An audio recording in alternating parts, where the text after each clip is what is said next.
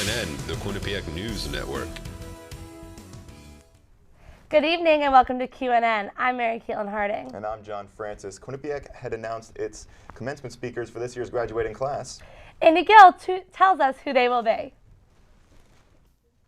The big story around Connecticut today, new information has been released surrounding the search warrant and prosecutor's statement in the Sandy Hook shooting.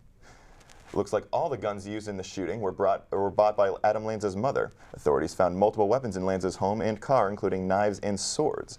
Authorities found a certificate that belonged to Lanza for the National Rifle Association, but the NRA said Lanza and his mother were not members. Lanza was diagnosed with Asperger's syndrome, which is a form of autism but isn't associated with violence. Also making national headlines this week is a Supreme Court hearing about same-sex marriage. Ethan Reese spoke to students who weighed in on the topic. The School of Business held another career fair on Wednesday. Students had the opportunity to meet with companies like Target, Comcast, and KPMG. The career fair gives students the chance to hand in resumes and make connections for future employment. Quinnipiac holds multiple career fairs each semester for all majors. Irish poet Desmond Egan will be reading and discussing his work tonight at Ireland's Great Hunger Museum. Egan has published 23 poetry collections, and his work has been translated into multiple languages and has been put into book form in multiple countries. 2 documentary films have also been made on Egan's poetry. The event starts at 5 and will be answering questions from the audience following the readings. Both the Mount Carmel and York Hill fitness centers will be shortening their hours for the Easter weekend. Today and tomorrow, they will be opening around 7 a.m. and closing at 9 p.m. Saturday, the hours will be 10 a.m. to 5 p.m. and will be closed Sunday for Easter. Regular hours will start up again on Monday the 1st. Another way to stay healthy this spring is the Farmers Market. It comes to campus on April 18th. The market, held in conjunction with the Earth Day celebration, will feature local farmers and food vendors. The market will set up shop near the gym and lawn on Bobcat Way. All right, coming up on QNN, James Holmes, the man behind the Colorado movie theater shooting, is looking to avoid the same fate as his victims. Plus, which Quinnipiac team is ready to start their playoff run on Saturday? We'll be right back. It's Women's History Month, and there's no shortage of opportunities for knowledge here on campus. Last night was the conclusion of a week-long celebration of women. The Fit and Fabulous Night was a night all about healthy mind and body. The program offered kickboxing and Zumba, along with other ways to improve women's fitness. This was the 4th event out of a full series titled Real Women, Real Strong. And on Wednesday, April 3rd, the School of Education welcomes Lee Manoir to Quinnipiac University. His film, If These Halls Could Talk, will be screened at 6:30 in the Burt Concourt. The film chronicles 11 college students from various social, ethnic, and racial backgrounds to examine multiculturalism on college campuses. Seating will be limited to 300 participants, and a discussion will take place following the screening. All right, many students study abroad, but not many are charged with murder. That's right. Taylor Monaco explains why one former exchange student is heading back to Italy. Thank you, guys. Italian Supreme Court judges ruled that U.S. citizen Amanda Knox should stand trial again for the death of her former roommate. Knox spent 4 years in prison before the court overturned her 2007 murder conviction in the death of Meredith Kircher. Despite the court decision, prosecutors still believe Knox and her former boyfriend are responsible for Kircher's death. Knox, who returned to the U.S. in 2011, said it has been painful to hear the news that the court had ordered a retrial. Colorado shooting suspect James Holmes has offered to plead guilty and spend the rest of his life behind bars in exchange for avoiding the death penalty. Prosecutors have not accepted the offer, and according to court documents filed on Wednesday, Holmes' attorneys said they are still exploring a mental health defense. Holmes' trial date has been set for August 5th. Pope Francis will be washing the feet of 12 prisoners tonight. This will take place at the Youth Detention Center in Rome as part of Holy Thursday Mass ahead of Easter. According to the Vatican, the act of foot washing at the Mass of the Lord's Supper is part of the Christian tradition that mirrors Jesus' washing of his disciples' feet. This won't be the first time Pope Francis has made this gesture of humility. Back in 2001, Pope Francis kissed and washed the feet of 12 people with AIDS. All right, John Francis, any relation to our Pope? There's not, but my dad certainly thinks there is. Coming up on QNN, find out which Quinnipiac team is ready to make their playoff run on Saturday. Plus, see what event is keeping students entertained during this holiday weekend. We'll be right back. Okay, let's take a look at this weather forecast for the holiday weekend. All right, Mother Nature is finally giving us a taste of spring as the next few days will sit in the low 50s. And the weather looks good for Easter Sunday with temperatures in the mid-50s and the sun peeking through in the afternoon. Then on Monday, temperatures could reach as high as 58, followed by a drop on Tuesday where we could even see a mixture of snow and rain. But hopefully that will be the last we see of the snow until next winter. I know, I'm crossing my fingers. I feel like spring is taking so long to get here this year. I know, but there's one good thing about the winter is that we still have our winter sports. This is I know true. Our men's hockey team is still doing good. Lisa's got more on that. That's right, guys. Our Quinnipiac men's ice hockey team is the #1 overall seed in the NCAA tournament. This past week, the Bobcats received the honor live on ESPN during the NCAA selection show.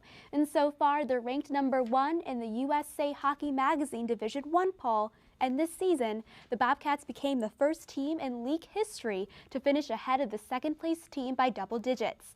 Quinnipiac also currently holds the nation's best penalty kill at 91%. The Bobcats will face off against 16-seed Canisius in Providence this Saturday afternoon. Meanwhile, on the court, QU women's basketball team ended its season in Maryland at the NCAA tournament this past weekend. Though the Bobcats had a 30-win season, they lost their face-off against the number 4 seed Maryland. Quinnipiac came out slow in the first half, hitting just 1 of 8.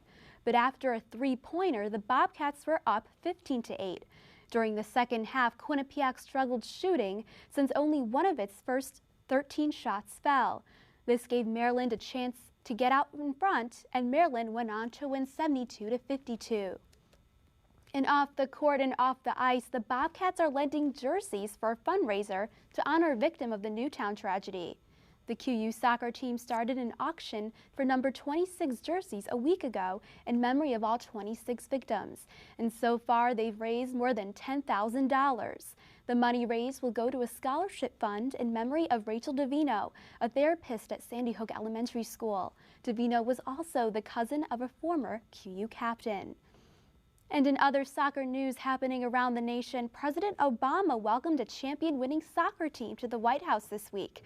Check out this video of Obama throwing a soccer ball in the air while honoring the Los Angeles Galaxy team. LA Galaxy team member Landon Donovan stood near Obama to see him head the ball just once in front of the crowd. And the president also honored the Stanley Cup winning hockey team and took a jersey from an LA Kings player. It's been a tradition to honor major sports champions with a visit to the White House. And I don't know about you guys, but I think it would be pretty cool if our QU men's hockey team got invited to the White House. What do you think? Pretty cool, and I think President Obama would be pretty excited about it too. He's a big sports fan. All right, well, coming up on QNN, find out why students are dying to stay on campus. Stay with us. For students planning to stay on campus over the long weekend, QU After Dark has some plans for you. They will be holding an Easter egg dyeing event in Cafe Q Friday night with some free Easter candy. The egg coloring starts at 10 and goes to around midnight. Thanks for joining us tonight on QNN News. We'll be back next Thursday with more news from around Quinnipiac and the local community. Pink socks are usually something that's not very noteworthy. However, Haddam Killingworth's girls' lacrosse team sported them during yesterday's Play for a Cure to help turn cancer patients into cancer survivors, like Sue Craffy. The girls all choose, we get socks, that's the one thing they get, or pink ribbons in their hair, and they pay for their socks, and they pay for the socks, and they put a donation on top of it. It's all going to the cancer center. Every girl this year, we started something different, has a sticker on that says, I'm playing for, and make it personal. I was trying to get them more involved. It's like, I'm playing for my grandmother, I'm playing for my aunt or a neighbor. Or if you don't have anybody that's beat cancer or battled cancer, you're playing for your future. Connecticut's the second highest incidence of breast cancer in the country. And 1 out of every 8 women will have breast cancer in their lifetime. So we need to beat this, and that's why we do this. We're just trying to raise awareness, because I didn't have a family history of breast cancer. Here I have 4 girls. I don't want them to go through what I went through. Among Sue's daughters is senior lacrosse player Logan Craffy. In our town, we have a lot of cancer spreading around, and a lot of people are affected by what cancer does in their lives and relationships with people. So we put on Play for the Cure to try and raise money to help people with therapy to get therapy like acupuncture and what else? Reflexology. So it kind of helps them get through the process easier and takes away the pain of chemo and radiation. With today being a celebration of both competition and awareness, it's apparent that this high school lacrosse team strives for more than just wins. They strive for a cure. For Q30, this is Gary Gurecki. While crossing the Connecticut River from Haddam to East Haddam, one encounters a national landmark, the Goodspeed Opera House. While the Opera House will be celebrating its 50th anniversary this summer, it's also always striving to reach younger audiences, whereas the average age for a theatrical audience member is around 54, according to studies from 2009 to 2010. You know what? It's really not that easy, and everyone's looking for the secret of how to reach that younger demographic. But what we do, when we buy media, when you buy television time or radio time, you buy based on demographics. And now buying digital ads online, we're finally able to buy that demographically. Before, you used to have to do that basically what the website felt like or something. But so we can specify. Goodspeed Opera House production intern Aaron Schuster also shared with me some things that the Opera House is doing to reach younger audiences.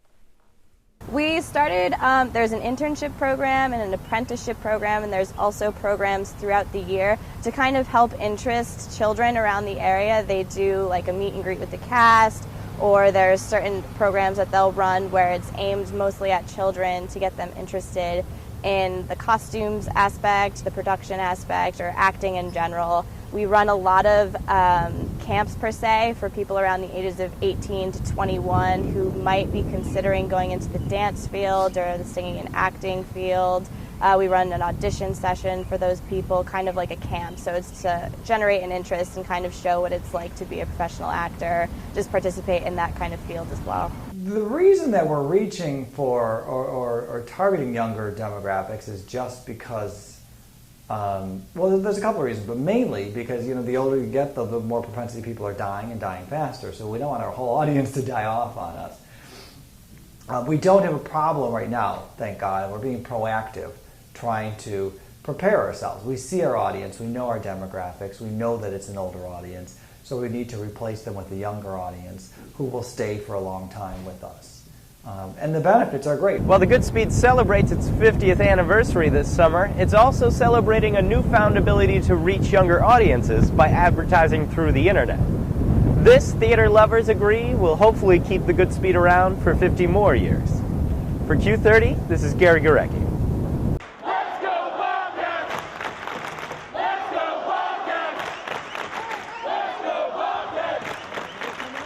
School spirit is something that's been on the rise recently at Quinnipiac University. We took to several sporting events to help explain this increased amount of enthusiasm. The atmosphere has kind of lacked a little bit in the past, but I think a lot of students here are starting to catch on a little bit more and starting to care a little bit more. You see, there's a lot of students here tonight, but there's not a lot of people cheering. And I think that comes with there not being a lot of tradition here at the university. And I think once students start coming more and start recognizing what's going on at the games, then maybe the tradition will start to come in a little bit and more of the students will be a little bit more vocal. But overall, I don't really have too many problems with it. Yeah, I mean, when I got here, there was a good, a good starting point. There's always a group of people that are at every game in the front couple rows of basketball and hockey and every other sport. And there's always going to be that at every school. As time has gone on, like I said, there's been success over the last few years with a lot of teams, not just the hockey and basketball teams. And because of that, attendance has grown, and the culture around the university athletics has grown, and it's been very good for the athletes and good for all the students that are involved. So it's been pretty solid. It's not just going to a game and cheering on hockey players and cheering on basketball players. It's cheering on your peers and your fellow students, and also just cheering for your university. So we all pay a lot of money to go here, and we all get a lot in return from the university. And one of the things that we can do to make our experience better is to come out and support our university and support the athletes. And I think that's why once people go to a game and see the atmosphere and feel that energy, they keep coming back, because it's something that once you have it, you don't want to let it go. Reporting from the TD Bank Sports Center, Gary Gurecki, Sports Pause.